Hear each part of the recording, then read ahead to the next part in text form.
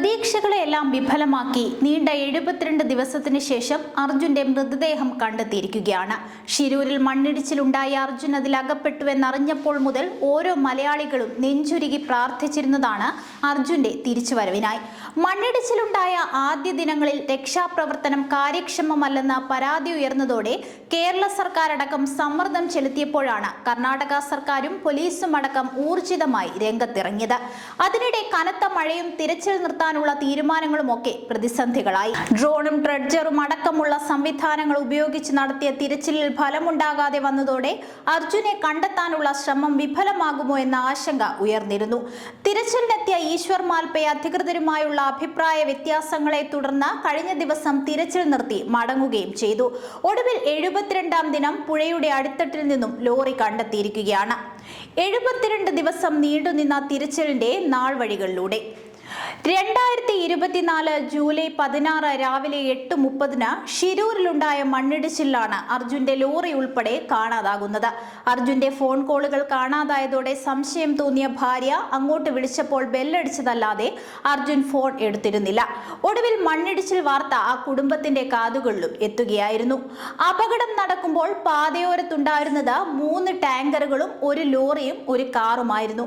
വാഹനങ്ങൾ റോഡിലെ മൺകൂനയ്ക്കടിയിലാണോ റോഡിന് സമാന്തരമായി ഒഴുകുന്ന ഗംഗാവലി പുഴയിലാണോ എന്നത് അവ്യക്തമായി നിലനിന്നു. തിരച്ചിൽ പേരിന് വേണ്ടി മാത്രമാണെന്ന് സംഭവ സ്ഥലത്തുണ്ടായിരുന്ന അർജുന്റെ അളിയൻ ഉൾപ്പെടെയുള്ളവർ മാധ്യമങ്ങളെ അറിയിക്കുന്നു.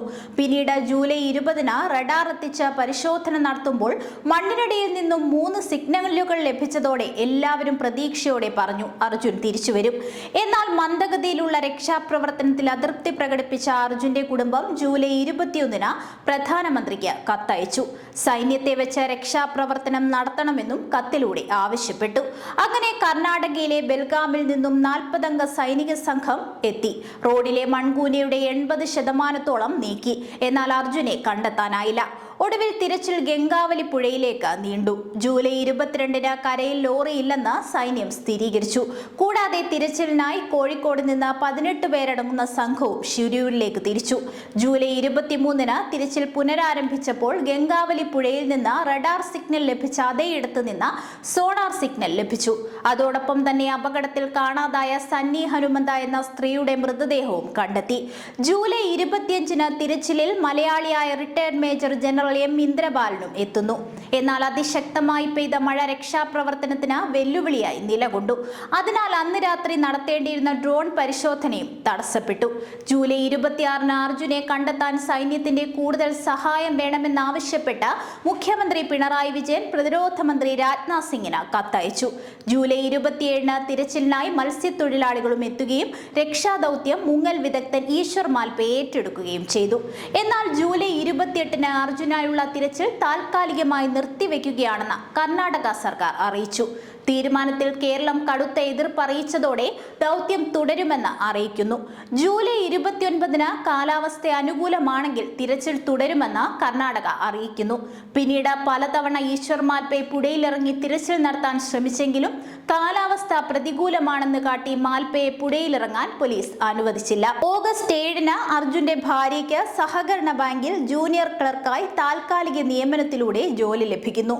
ഓഗസ്റ്റ് 10 വീണ്ടും അർജുനായുള്ള തിരച്ചിൽ ആരംഭിക്കുന്നു. ഓഗസ്റ്റ് 13 ലോറിയുടെ ഹൈഡ്രോളിക് ജാക്കിയും മരവാതിൽ ഭാഗവും കണ്ടെത്തി. ഓഗസ്റ്റ് 15 അർജുൻ ഉൾപ്പെടെയുള്ളവരെ തിരയാൻ ഈശ്വർ മാൽപേയോടൊപ്പം തിരുവേഗപ്പുറ പൈലിപ്പുറത്തെ മുങ്ങൽ വിദഗ്ധരും എത്തുന്നു. ഓഗസ്റ്റ് 16 അർജുന്റെ ലോറിയിലെ കയറിന്റെ കൂടുതൽ ഭാഗങ്ങൾ ലഭിച്ചു.